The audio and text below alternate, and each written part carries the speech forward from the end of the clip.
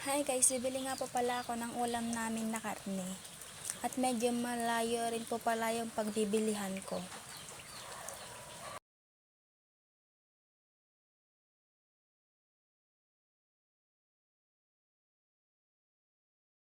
Samahan niyo po ako.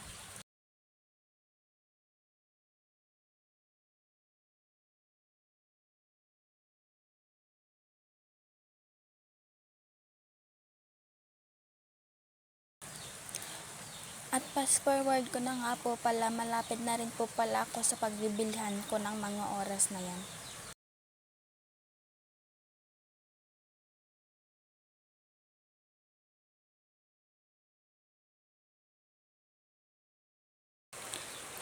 At nakabili na nga po pala ako dyan at pauwi na din po pala ako.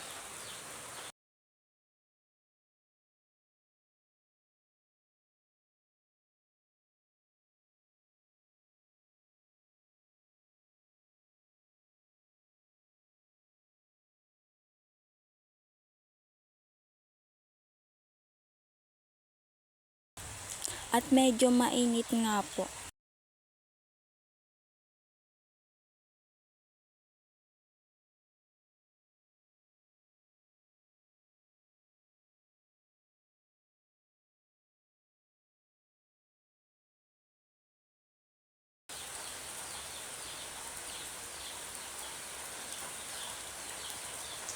At ito na nga po, malapit na nga po ako sa bahay namin.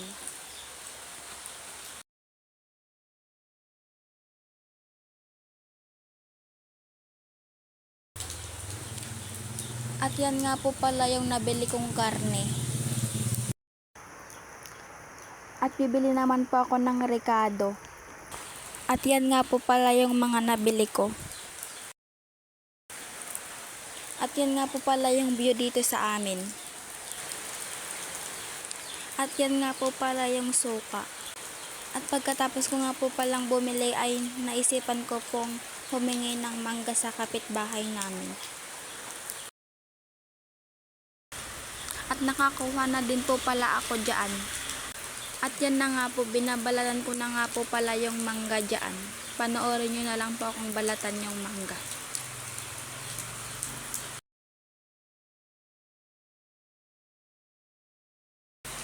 At medyo lumindol nga po yung mga oras na yan.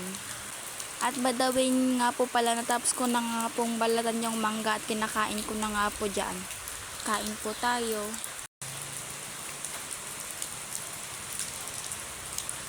At niluluto na nga po pala ni Lola yung ulam namin dyan.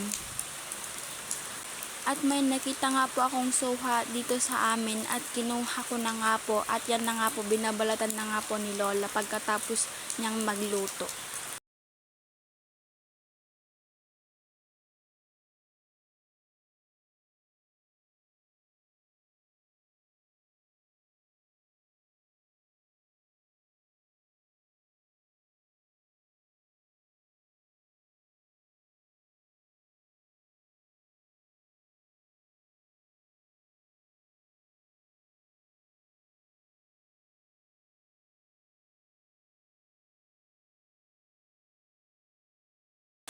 At yan na nga po, medyo malapit na nga pong mabalatan ni Lola.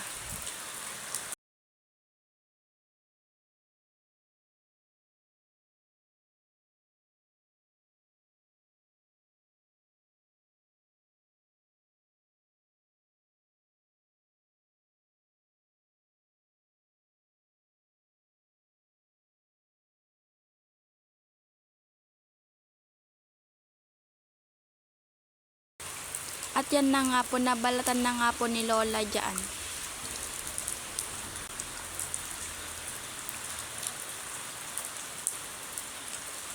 At kumakain na din po pala ako, kain po tayo.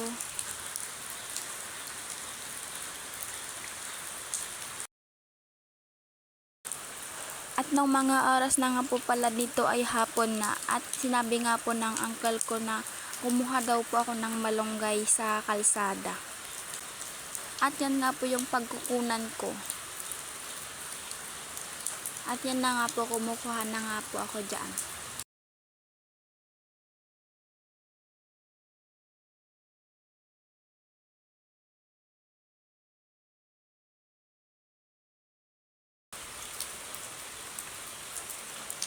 At ito nga po yung nakuha ko at papauwi na din po pala ako. At kakatapos ko na din pong maligo ng mga oras na to at nagsusuklay na nga po ako. At nung pagkatapos ko nga po palang nagsuklay ay medyo umaambon nga po. Kaya pinaambon ko na din po yung mga halaman. At hanggang dito na lang po ako. Thanks for watching.